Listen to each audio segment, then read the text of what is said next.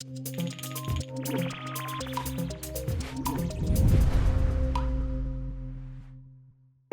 Hello. Hello. it's Monday. It is. Yeah, so it's going to be a pretty exciting week. I think we've got a couple of days off, haven't we? But, Yes.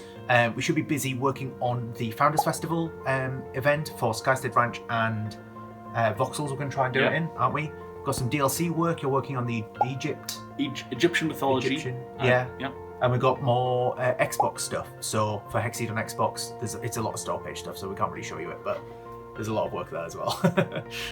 Yeah, so I've been 3D printing, working on getting some signage done for the building. So I've made this, which is just the Toast Labs Game Studio logo. It's worked out quite well. All of these like white bits are sort of like slotted together. Let me show them. Oh, there we go. So you can see it's all sort of like put together in wedge shape. So we're going to have to glue it a little bit. And then all of these letters just sort of slot in. You can see they're a bit wider than they appear. Yes, they all slot in quite nicely. And then I've been playing around with the gradients as well. So for the toast here and for the bear itself, we've got a little gradient on it and it looks really cool. So we've got an AMS now, so we can do gradients. There's a lot of wastage, an awful lot, so we don't want to do much. But for the logos, I think it should be all right. Okay, so I'm cracking on with the Egyptian mythology DLC today, and initial things I wanted to check was the voxel count on these two statues of Ra and Anubis. Speaking of which, I did finish off Anubis. Quite happy with the design. But yeah, I went into Unity, and it turns out that these, essentially this scene I've got so far is about 45,000 voxels, and we try not to go over 100,000, so I'll definitely not be making any more statues as big as this. I think that'll be the only two. I was tempted to put two more on these sides, but I think I'll just keep those as like sort of smaller landscapes. But yeah, I've started to do the smaller sections of the sort of donut shape now. I'm trying to fit a little sphinx here in the sort of sand dunes. And yeah, it's looking pretty good to try to get some sort of like rustic sort of design going here, so it's a bit more interesting to colour in. And I think I'll add maybe a temple around here. Okay, it's time to show off a new toy. So we've got a price gun. Is that what it's called? Price labeler. Sorry, it's because you hold it like a gun. But yeah, so we've never used one of these before, but they're quite cool. So you sort of, hang on, how do I do this with one hand? I can't. There we go. Right. So you can see the price. Yeah, so you can see the price listed there, and you can change the numbers by just like twisting this dial here, and then you pull it in and out to change the different sort of like digits or characters, I guess. And then you press the trigger, and then it makes a little sticker, and then you can like, there you go, stick things. So I'm just going to do this for the Warhammer kits that we've got at the moment, but yeah, we're just going to get these 3 boxes labelled up, and yeah, all should be good. Yeah, in other news, the people came around yesterday and they started building our sign. So I don't know what they were doing because I wasn't here, but yeah, progress. So yeah, still on the Hexseed Xbox task list. I've taken a step away from doing the actual localization on the store page because I just thought I'd go ahead and get all the actual assets done. I've just finished up to Vimmer, which is World 1 for Year 1 of DLC. It is the biggest world, but I still have all these down here to make the assets for as well. So it is a bit of a slow process because each one we've got to do 4 different languages, but we are slowly getting there. There's only 1, 2, 3, 4 assets per DLC that need to be localizing, so yeah, slowly getting there. Yeah, so carrying on with getting the Founders Festival event in Skystead, it's taken a lot of work, but all the decorations are in. Oh my god! Wow! So there's lots of like candles and gift bags and cake all the way around the island now, so it's looking really, really good.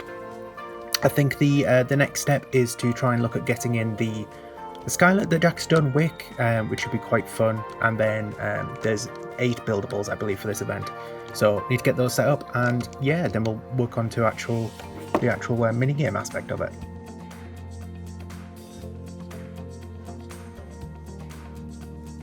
So yeah, we've got a delivery. I think this is the first of the Warhammer stuff. Spoilers, because it came in a FedEx box. Jack's got a long thin one over there. So yeah, just gonna crack them open, see what's inside. Don't think it's everything, got more coming I think.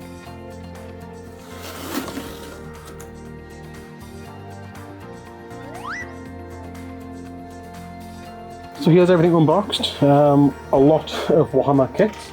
for one of each. Some of them have multiples, like the small things down there. Extra bits like the paints. There's some banners, these things here in the tubes. I haven't opened them yet, but that's like some sort of display banners. Tools, an order kit, so customers who want to buy Warhammer that we don't have, they can put in an order through us with this.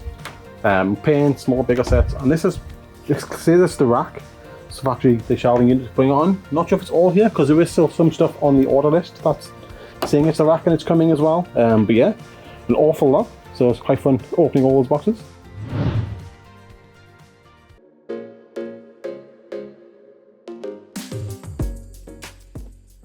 Okay, so I didn't get a chance to do a recording yesterday, but as you can see, I did manage to do a lot more of the Egyptian DLC, the Egyptian mythology DLC, I should say. And you can see here, I've got the 5 levels done for the store page, so I have sent this off to Lee. It's now all in Unity. And yeah, I'm quite happy with the design so far. I've done quite a few different mythology stuff. I've got the Sphinx, Anubis, the pot of Anubis and Ra, and I've got Ra's boats as well. And yeah, I wasn't originally going to export the levels with the base plate, as typically I'll do the base plate last once I've got the levels in and I know what to draw. However, I thought I may as well just get it started early. As you can see here, I have done some of the base plate designs like Anubis. We've got Ra, which does say their names in Egyptian hieroglyphs at the bottom here, so the sides. And yeah, we've got the boats and we've got the Sphinx here. So yeah, as well as that, I've been working on some decorations for the Colouring Voxels event, which is going to be Founders Festival. And I am just using the Skystead stuff as reference here, so this is my stuff that I've been modelling for the Skystead event. And yeah, I'm trying to keep it consistent, so I'm using this as a base reference. And it's come on quite well. It's not taking too long. I don't need to worry on... I don't need to worry about the insides of the stuff, so I can quickly just model them and texture them.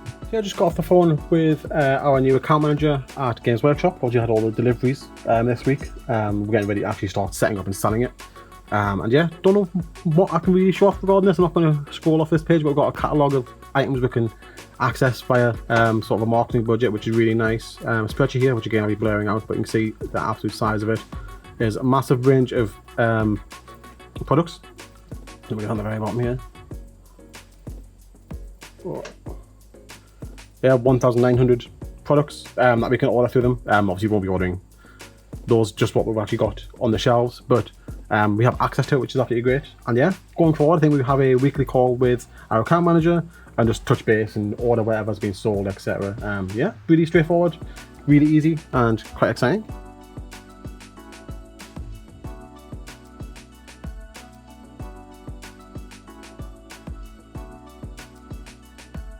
Alright, yeah, me and Lee have had a pretty hard day's work.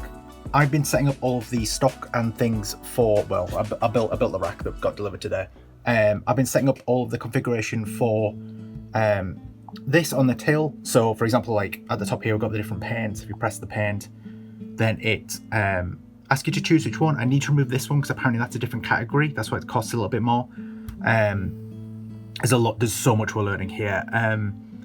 And I need to separate out all of the actual items themselves. So there's lots of boxes, lots of different boxes there. But right now, I think you just have to go into, is it library, then search. So if you start search the towel, because that's what I like. And it comes up with the towel now, but now we need to make it a bit easier so that we can search in here quite easy. But anyway, there's more to do there. There's also stock tracking as well, which is something that's we haven't really considered. But for example, all of these paints should have 6 stock at the moment, apart from Lead Belcher, because I just bought one. And every time you buy one, once you set it up, it should deduct it, and then we get warnings, which is really cool. That would be really good for the 3D printed stuff, actually, because this stuff has a lot of lead time on actually making it. So we really need to know when the stock's getting low there. But yeah, anyway, do you want to Sure. Lee's. I've been putting stickers on everything, and Lee's been. So I've built the shelves. Yeah, I put these little stickers. So they start here. Choose your starter set. You've got the Warhammer 40k Sigmar. These are actual stickers that you stick onto the shelves. So I guess we could have organised them how we wanted to, but this is how it's recommended because it keeps all the actual like starting kits right at the front and centre, and all the painting products at the top there as well. So yeah, just been sort of going through this, putting them all on the shelves. As I've been doing that, where have I put that? As I've been doing that, I've been going through the actual invoice, probably blur this out, but I've been circling all the items off there one at a time as well. Just make sure everything we have on the invoice we actually have. And so far, yeah, everything's there. We were expecting there to be some missing items because some items out of stock. They are missing, but they're not on the invoice, which makes sense when we think about it. That's why we have some empty gaps in the shelves here. So there's some paints that we're waiting on. And some extra kits. That's where that shelf down there is looking a bit empty as well. But yeah, it's looking much better. The shop itself is looking a bit more full. Can't get a good angle from here, but Professional now, isn't it? yeah, looking like an actual shop.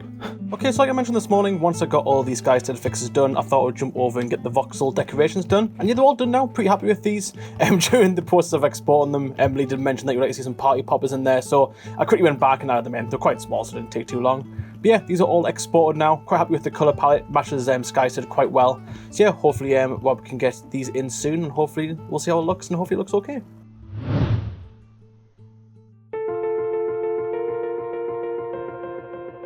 Okay, so for the rest of the day, I just thought I would crack on with the Egyptian mythology, try to get a bit of a heads down, and I'm really enjoying this one. It's quite fun learning about the different stories and characters that I can actually do for this one. So obviously we've got, here we've got Isis reviving her husband Osiris using the help of Anubis. That was quite a fun one to do. It looks a bit plain right now, but I'm going to add in a base plate design, obviously, to sort of match the theme of this one. And yeah, I think it looks pretty good.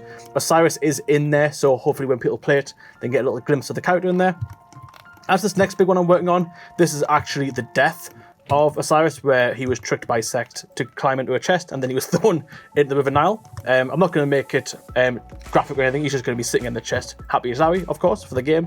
But yeah, I thought I'd try and make it look as quite stormy as possible, as Sect is, I think, yeah, something related to storms. I forget what the whole premise is there, but I know he's like the god related to like storms and like weather and things like that. So I'm going to have some nice particle effect of lightning coming down, and I'll have Sect standing over here, watching over the chest that floats down. Jack. Hello!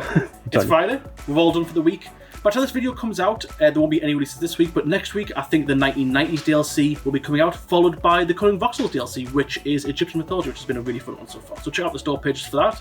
And yes, by the time this video comes out, I'll have done a stream, so thank you to everyone who joined the stream, our Discord members, and as always, our Patreon members too.